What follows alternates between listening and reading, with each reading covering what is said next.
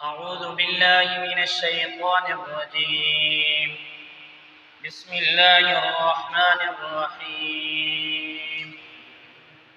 والمحصنات من النساء إلا ما ملكت أيمانكم صدق الله العظيم.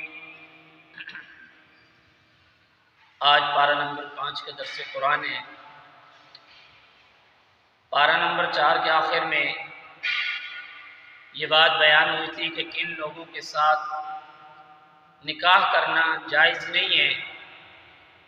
اس پارے کے ابتدا میں رب العالمین نے نکاح جن لوگوں کے ساتھ جائز ہے اس کو بیان کیا ہے. نکاح کا مقصد پاک دامنی ہے، طہارت ہے، ایمان کی کامل ہونے کی علامت ہے. نکاح کے اندر اعلان کیا جاتا ہے، گواہ موجود ہوتے ہیں کہ فلاں آدمی کا نکاح ہو رہا ہے، ایجاب قبول ہوتا ہے، اس لیے نکاح کو نکاح کہا جاتا ہے، اس میں ایجاب اور قبول ہوتا ہے. نکاح کا مقصد صرف محض شہوت پرستی نہیں بلکہ نکاح کا مقصد انسان کا سکون، اطمینان اور حضور اکرم صلی اللہ علیہ وآلہ وسلم کی سنت ہے اس کو زندہ کرنا ہوتا ہے. برخلاف متع کا مقصد ہوتا ہے کہ ایک شخص ایک عورت سے کہتا ہے کہ میرے ساتھ تو اتنا وقت گزار دے، میں تجھے اتنے پیسے دوں گا. نہ اس میں گواہ ہوتے ہیں، نہ ہی اس کے اندر کوئی گواہ موجود ہوتے ہیں، نہ اس میں ایجاب اور قبول ہوتا ہے. اس لیے متع کو حرام قرار دے دیا اور نکاح کو جائز قرار دے دیا. آگے فرمایا الرجال قوامون علی النساء، مرد کی حاکمیت، مرد کی طاقت عورت پر، یعنی عورت پر مرد کی فضیلت کہ عورت پر ہمیشہ مرد جو ہے اس کی طاقت رہے گی. اس کی دو وجہ ہیں. پہلی وجہ عورت کے جتنے بھی اخراجات ہیں وہ مرد کے ذمے ہوتے ہیں، اور دوسرا تکوینی طور پر بھی فطرت کے اعتبار سے بھی مرد کو اللہ تبارک و تعالی نے عورت پر طاقتور بنایا ہے. لیکن اس کا یہ مطلب نہیں اگر کوئی عورت علم، عمل، اخلاص، عبادات میں مرد سے آگے ہو جائے تو اس کا یہ مطلب نہیں کہ یہ اس کے برخلاف ہے کہ یہ عورت، قرآن تو کہہ رہا ہے کہ مرد کا بھی ہوتا ہے، یہاں پر تو عورت کا بھی ہو رہی ہے. یہ تکوینی طور پہ ہو سکتا ہے، لیکن اکثریت یہی ہے کہ عورت جو ہے وہ مرد کے مقابلے میں کمزور ہے، مرد اس پر کبھی ہوگا. اس کے بعد فرمایا فَإِذُوهُنَّ وَاهْجُرُوهُنَّ فِي الْمَضَاجِعِ، نافرمان بیوی کی اصلاح کرنے کا طریقہ بتا دیا ہے. پہلا اس کا طریقہ یہ ہے فَإِذُوهُنَّ، اس کو آپ سمجھائیں، اس کو آپ بات بتائیں کہ آپ کیا غلطی کر رہی ہیں. اگر وہ یہ چیز نہیں سمجھ رہی وَاهْجُرُوهُنَّ فِي الْمَضَاجِعِ، تو اس کا بستر جو ہے وہ اپنے سے علیحدہ کر دیں، دور کر دیں، الگ کر دیں، یعنی اس کو اپنے آپ سے دور کر دیں. اگر یہ چیز بھی نہیں تو وَاضْرِبُوهُنَّ، اس کو شرعاً، شریعت کے اعتبار سے، یہ نہیں ہے کہ ظالم بن کے، بلکہ شریعت کے اعتبار سے اس کو آپ ہلکی سی سزا دے دیں. اس کے بعد آگے فرمایا وَإِن كُنتُم مَرْضَىٰ أَوْ عَلَىٰ سَفَرٍ أَوْ جَاءَ أَحَدٌ مِّنكُم مِّنَ الْغَائِطِ، طہارت کے مسائل کو بیان فرما دیا کہ طہارت انسان کے لیے کتنی پاک دامنی ہے کہ اس کو جب وہ وضو وغیرہ یا وہ پیشاب وغیرہ یا کوئی بھی ایسی چیز کر کے آئے تو اس کو چاہیے کہ وہ طہارت حاصل کر لے. آگے فَلَمْ تَجِدُوا مَاءً فَتَيَمَّمُوا صَعِيدًا طَيِّبًا، تیمم کا حکم بیان کر رہے ہیں. تیمم اللہ کی طرف سے مسلمان پر اور امت محمدیہ پر ایک بہت بڑی نعمت ہے اللہ کی طرف سے. یہ صرف اور صرف اس امت کا خاصہ ہے، اس سے پہلے کسی امت کے ساتھ بھی نہیں تھا. یہ تو پانی سے بھی زیادہ آسان ہے تیمم. اس کی وجہ پانی ہر جگہ میں موجود نہیں ہے، جبکہ مٹی جو ہے وہ ہر جگہ کے اندر موجود ہے. یہ اللہ تبارک و تعالیٰ کی طرف سے ایک بہت بڑی نعمت امت محمدیہ صلی اللہ علیہ وآلہ وسلم کو تحفے میں ملی ہے. اس کے آگے ان اللہ یأمرکم ان تؤدوا الامانات الی اہلھا، یہاں پر امانت ادا کرنے کی تاکید کی گئی ہے۔ یہ واقعہ تو ایک خاص ہے کہ جب جناب نبی کریم صلی اللہ علیہ وآلہ وسلم مدینہ طیبہ سے مکہ میں آئے اور آپ نے عمرہ کرنا چاہا تو عثمان بن طلحہ جن کے پاس بیت اللہ کی چابی تھی، انہوں نے حضور اکرم صلی اللہ علیہ وآلہ وسلم کو روک دیا۔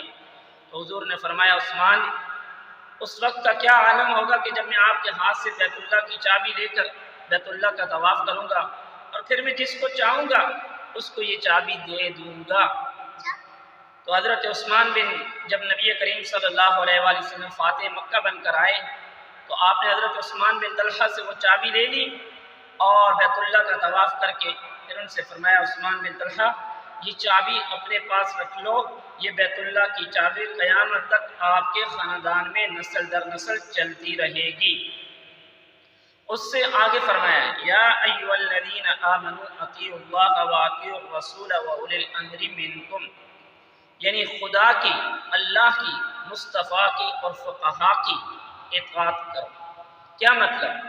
ہم نے براہ راست اللہ تبارک و تعالیٰ کی ذات کو نہ دیکھا ہے، نہ سنا ہے، نہ ہی ہمارے اندر یہ صلاحیت ہے۔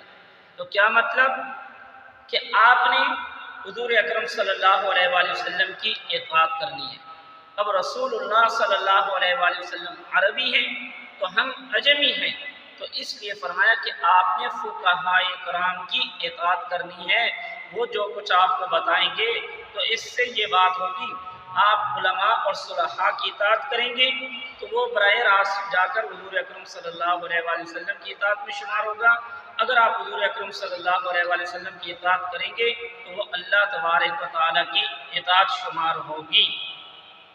اس کے بعد فَإِن تَنَازَعْتُمْ فِي شَيْءٍ فَرُدُّوهُ إِلَى اللَّهِ وَالرَّسُولِ، کہ اگر تمہارے درمیان کسی چیز میں اختلاف ہو جائے، اگر کسی مسئلے میں تمہارے درمیان کوئی بات بگڑ جائے تو آپ کو چاہیے کہ آپ اس چیز کو اللہ اور اس کے رسول کی طرف لوٹا دو۔ اس سے فقہائے کرام اجتہاد اور قیاس کو ثابت کرتے ہیں۔ آگے حضور اکرم صلی اللہ علیہ وآلہ وسلم سے دعا کروانا، وَلَوْ أَنَّهُمْ إِذْ ظَلَمُوا أَنفُسَهُمْ جَاءُوكَ فَاسْتَغْفَرُوا اللَّهَ، آج بھی کوئی شخص مسجد نبوی میں جا کر جناب رسول اللہ صلی اللہ علیہ وآلہ وسلم کے روضے پہ حاضری دے کر کوئی شخص اپنے لیے دعا کروانا چاہے تو آپ علیہ الصلوۃ والسلام اس شخص کے لیے دعائے مغفرت فرمائیں گے۔ اس کے بعد ہر نمازی ہر نماز کی ہر رکعت میں اللہ تبارک و تعالیٰ سے دعا کرتا ہے اہدنا الصراط المستقیم صراط الذین انعمت علیہم، فرمایا کہ اے اللہ مجھے انعام یافتہ طبقے میں، مجھے انعام جن پر تیرا انعام ہوا ہے مجھے ان کے راستے پر چلا۔ وہ کون سے ہیں؟ انعم اللہ علیہم من النبیین والصدیقین والشہداء والصالحین۔ پہلا انبیاء کا طبقہ ہے، دوسرا صدیقین کا طبقہ ہے، تیسرا شہداء کا طبقہ ہے، چوتھا صالحین کا ہے۔ تو اب انبیاء کا دروازہ بند ہو چکا ہے، نبوت کا دروازہ بند ہو چکا ہے، اب نبوت نہیں آئے گی، تو نبی ہر جگہ میں موجود نہیں ہے، تو پھر صدیقین کا، اور اسی طریقے پر شہداء، جب شہید مر جائے گا تو اس کے ساتھ اس کے اوپر جو احسانات ہوں گے اس کا ہمیں کیسے پتہ چلے گا؟ تو فرمایا والصالحین، آپ نے علماء صلحاء کے ساتھ اپنا تعلق جو ہے اس کو قائم رکھنا ہے، اس کے اوپر آپ نے عمل کرنا ہے۔ تو آگے فرمایا وَمَا كَانَ لِمُؤْمِنٍ أَن يَقْتُلَ مُؤْمِنًا إِلَّا خَطَأً، فرمایا کہ کسی مسلمان کے لیے جائز نہیں ہے، یہ قتل اور دیت کا مسئلہ بیان کیا جا رہا ہے کہ وہ کسی مسلمان کو اپنے ہاتھ سے ناحق قتل کر دے، یعنی ایک مسلمان کی، ایک مومن کی یہ شان نہیں ہے کہ وہ کسی مسلمان کو قتل کر دے۔ آگے فرمایا وَإِذَا ضَرَبْتُمْ فِي الْأَرْضِ فَلَيْسَ عَلَيْكُمْ جُنَاحٌ أَن تَقْصُرُوا مِنَ الصَّلَاةِ، یہاں پہ صلاۃ خوف اور صلاۃ قصر کی نماز کے بارے میں بیان ہو رہا ہے۔ یہ صلاۃ خوف اور صلاۃ قصر کیا ہے، اس کی فقہائے کرام کی کتابیں دیکھی جائیں تو اس سے انسان کو اندازہ ہو جائے گا کہ جب انسان جہاد اور قتال میں اللہ کے راستے میں ہوتا ہے تو اس وقت نماز پڑھنے کا کیا طریقہ ہو اور کس طریقے پر پڑھی جائے۔ آگے فرمایا مذبذبین بین ذالک، یہ منافقین کی ذہنی کیفیت کو بیان کیا جا رہا ہے کہ منافق کس طرح کا ہوتا ہے۔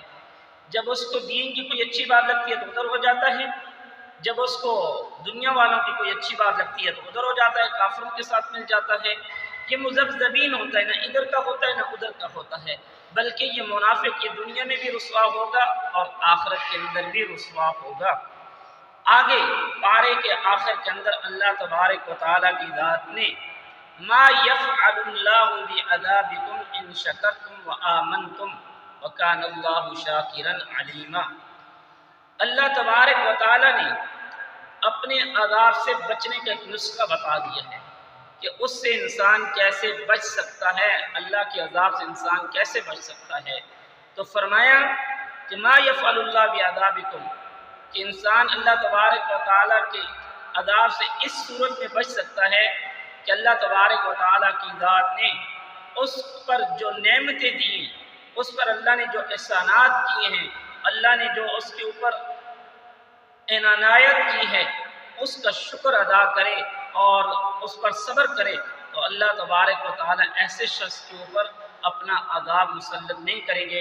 اللہ تبارک و تعالیٰ سے دعا ہے کہ اللہ تبارک و تعالیٰ میں ان باتوں پر عمل کی توفیق عطا فرمائے۔ وآخر دعوانا الحمدللہ۔